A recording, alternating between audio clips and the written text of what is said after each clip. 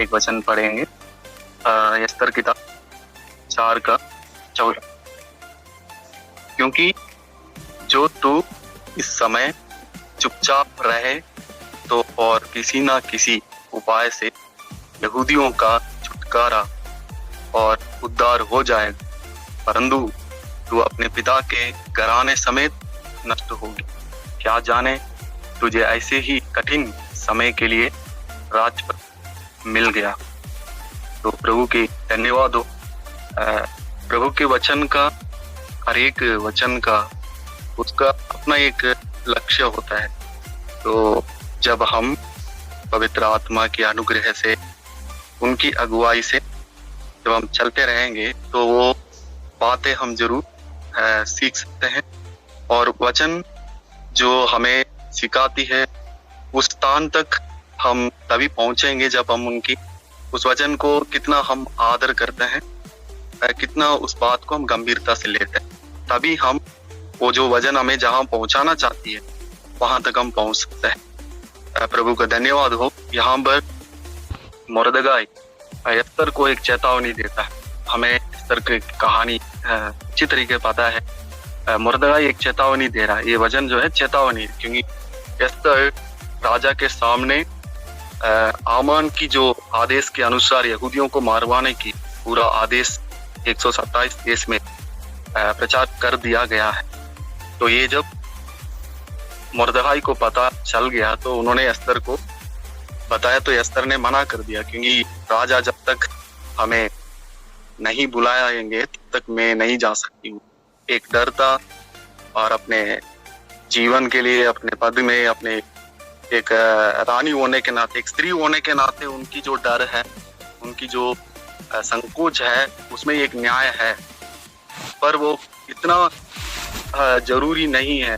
मोर्दगाई उस बात को, उससे भी ज्यादा न्याय है, उससे भी ज्यादा गंभीरता है अपने लोगों की जान बचाना। इसलिए इस वचन में वो चेतावनी एस्तर को वो दे रहा है कि आप अब चुप रहेंगे, चुप नहीं रह सकते हो,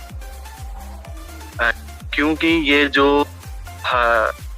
बोझ है, मोर्दगाई को जो बोझ प्रभु ने दिया, अगर ये रानी अगर ये काम अभी नहीं करेंगी तो फिर वो दोषी ठहराई जाएगी। तो मोर्दगाई की बात को एस्तर ने मान लिया। सबसे पहले उन्होंने किया, प्रार्थना की, वो बिचवाई की प्रार्थना। उन्होंने अपने सब जगह में, अपने राजमहल में जो भी थे साथ में लेकर प्रार्थना किया, और मोर्दगाई भी प्रार्थना की। तो बिचवाई प्रार्थना वहां पर हम देखते हैं सबसे पहले, अगर लोगों का जान खतरे में है, हमारा समाज, हमारा परिवार, हमारा कलीसिया जो कुछ भी खतरे में है, या आदेश आ चुका होगा, आज्ञा निकल चुका होगा, और ये बहुत बड़ी डरावनी बात भी है, पर प्रभु के लोगों को एक ही उम्मीद, एक ही चारा है, हमें प्रार्थना और बिचवाई करना चाहिए। यहाँ पर एस्तर बिचवाई किया सबसे पहले बात। उसके बाद उन्होंने अपना पद और अपना जीवन और अपने सब कुछ दाव में लगा दी। उसने मोर्दगाई से कहा, मैं प्रार्थना के बाद मैं राजा के पास बिना बुला के जाऊंगी, चाहे मैं मर भी जाए तभी कोई बात नहीं है, करके वो कहकर वो चली गई। तो हम प्रभु के लोगों के लिए प्रार्थना करना ही काफी नहीं है, परंतु हम अपने लोगों को अगर बचाना, सच में हमारा पास प्रभु ने बोझ दिया है, सच में लोगों का जीवन। यहाँ पर आप एक बात देख सकते हैं, मोर्दगाई अपने लोगों की भलाई करने की खोज में रहता था।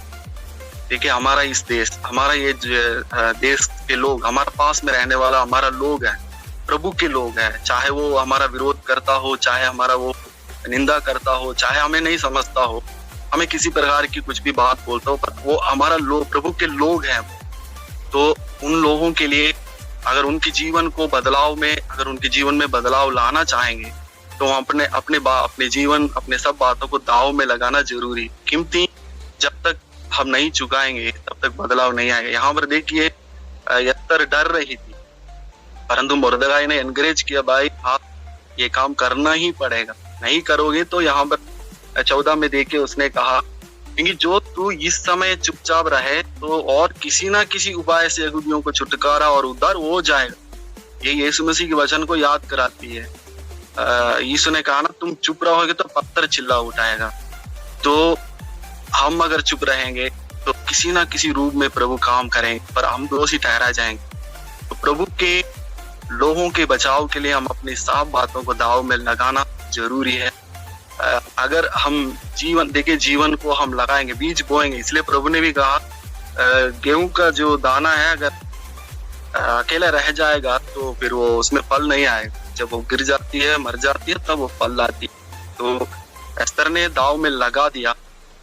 लगाने के बाद आपको नतीजा को आप यहाँ पर देख सकते हैं। बहुत बड़ी एक नतीजा वहां पर प्रभु ने उस राजगढ़ से लेकर पूरे देश में परमेश्वर ने काम किया। बहुत बड़ा कार्य हो गया। तो हमें इस वचन में प्रभु हमसे भी यही कहना चाहते हैं। हमें जो कुछ भी यहाँ पर लिखा है ना, क्या जाने यहूदियों का छुटकारा और उद्धार हो जाएगा, परंतु तू अपने पिता के घराने समेत नष्ट होगी। क्या जाने तुझे ऐसे ही कठिन समय के लिए राजपद मिल गया हो। प्रभु ने हमें सुविधा दिया, प्रभु ने हमें सब कुछ दिया। जिस जहां में है हम, तो वो सब बातें हम प्रभु के लोगों के लिए इस्तेमाल कर सके। प्रभु आज इस वचन के द्वारा, मुर्दगाई के द्वारा प्रभु हमसे भी बात कर रहे हैं कि हम इस जगह में नाके में खड़े हो जाए। जैसे एजेकिया किताब में लिखा भी है, कोई नहीं मिला देश को बचाने के लिए, मैंने देखा कोई नहीं मिला, पर हम वहां पर खड़े हो जाए। लोग आज बहुत व्यस्त है, बहुत लोग अपने अपने जैसे प्रभु फिलिपियंस में पौलुस कहता है, सब मसीह की खोज में नहीं है, परंतु वे अपनी ही खोज में रहते हैं, परंतु मसीह की खोज में नहीं है। तो ऐसी एक समय में है, पर आज हम अपने लोगों के लिए नाके में खड़े हो जाएंगे और अपने सब बातों को हम दाव में लगाएंगे और जरूर प्रभु बदलाव को जरूर ले आएंगे। इस वचन हमारे लिए और हमारे उत्साह के लिए, प्रोत्साहन के लिए लिखा गया है कि हम डरने की जरूरत नहीं है। यहाँ पर एस्तर डर रही थी, ऐसी कठिन समय था। देखिए यहाँ पर लिखा कठिन समय, बहुत हालात बहुत गंभीर है। कोई ऐसी डरावनी थी, ऐसी डरावना को फैला हुआ है कि कुछ कर नहीं पाएंगे, कुछ बोल नहीं पाएंगे, कुछ भी नहीं कर पाएंगे, ऐसे करके एक बंधन है। लेकिन मुर्दगाई बोल रहा है नहीं, आप बोलो, प्रार्थना करो, जरूर परमेश्वर हमारे लिए बहुत बड़ा काम करेंगे। तो ऐसा ही उनका विश्वास और उनकी जो समर्पण और उनकी प्रार्थना और उनकी कीमती जो उसने चुकाया, उस देश के अंदर बहुत बड़ी बदलाव आ गया। आपको मालूम, राजपद से लेकर राजा बदल गए। मान लीजिए राजा बदल गया, सरकार बदल गई, कानून बदल गया, लोग बदल गए। जहां पर उल्टा जहां पर मारने की आदेश आई थी, वहां पर सब मदद करने की आदेश आ गया। और एकदम ऊपर से लेकर ग्राउंड तक, समझ लीजिए सिंहासन से लेकर ग्राउंड तक, वहां पर पूरे बदलाव आ गए। परमेश्वर की स्तुति हो। आज हमारा जीवन में भी हम जो प्रार्थना कर रहे हैं, हम जो कीमती चुका रहे हैं, जरूर इसका बदलाव, जरूर इसका परिणाम जरूर मिलेगा। हमारा कलीसिया में हो, चाहे कहीं भी हो, आप कहीं भी हो, डरने की जरूरत नहीं है। परमेश्वर हमारा साथ है।